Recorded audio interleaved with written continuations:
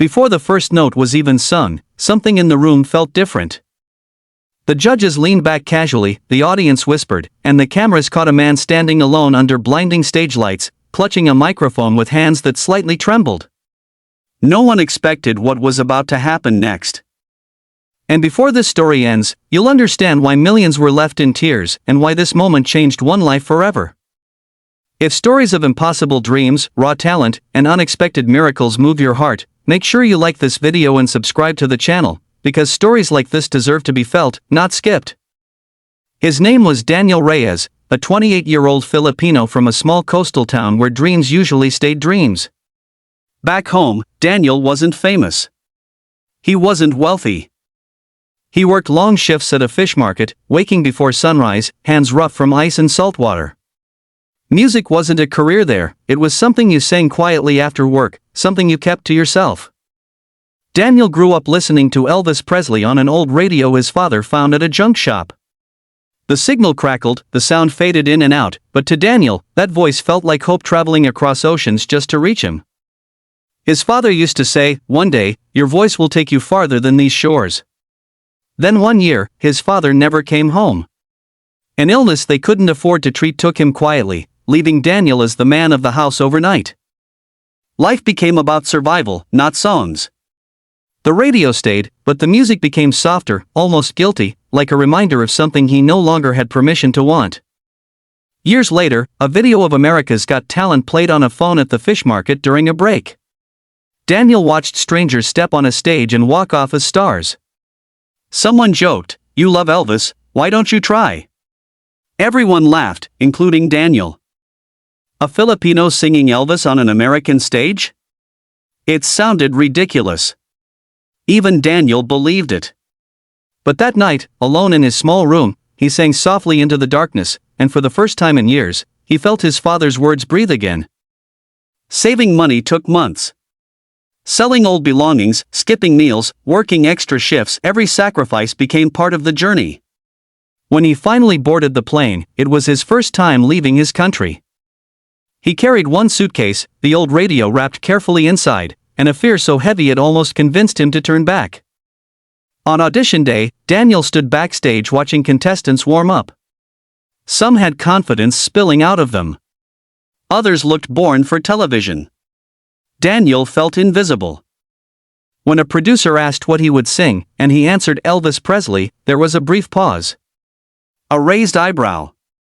A polite smile. No one said it out loud, but the doubt was clear.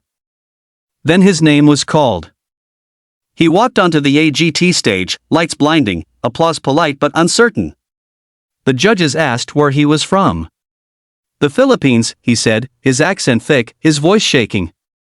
One judge smiled kindly and asked what brought him here.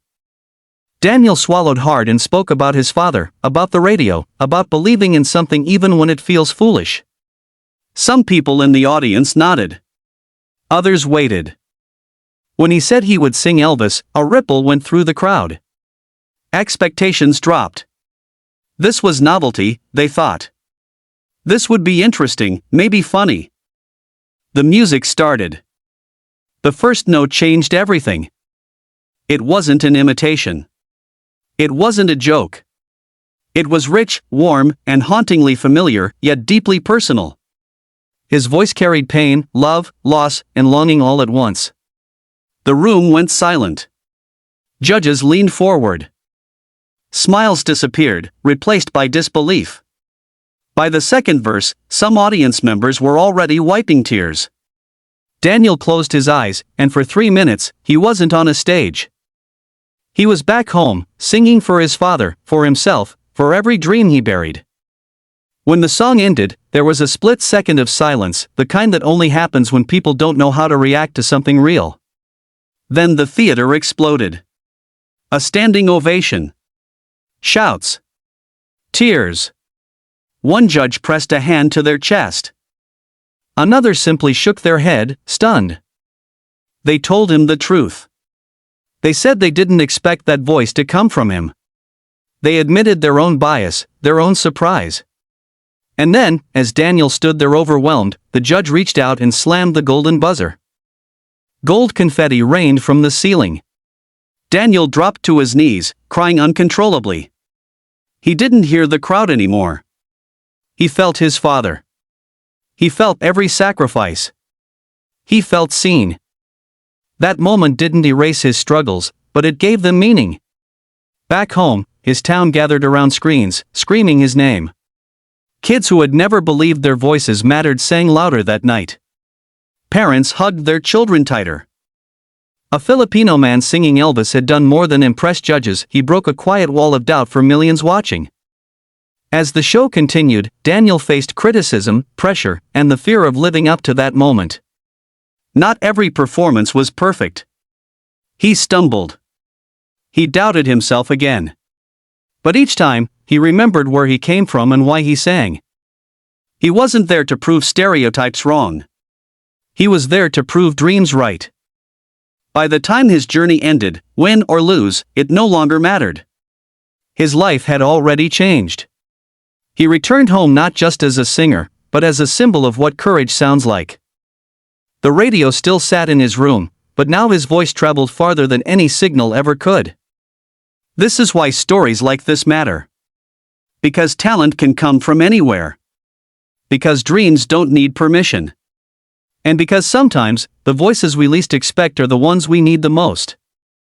If this story moved you even a little, take a second to like this video and subscribe to the channel. Your support helps keep stories like Daniel's alive, reaching hearts that may be waiting for their own moment. Never stop believing your golden buzzer moment might be closer than you think.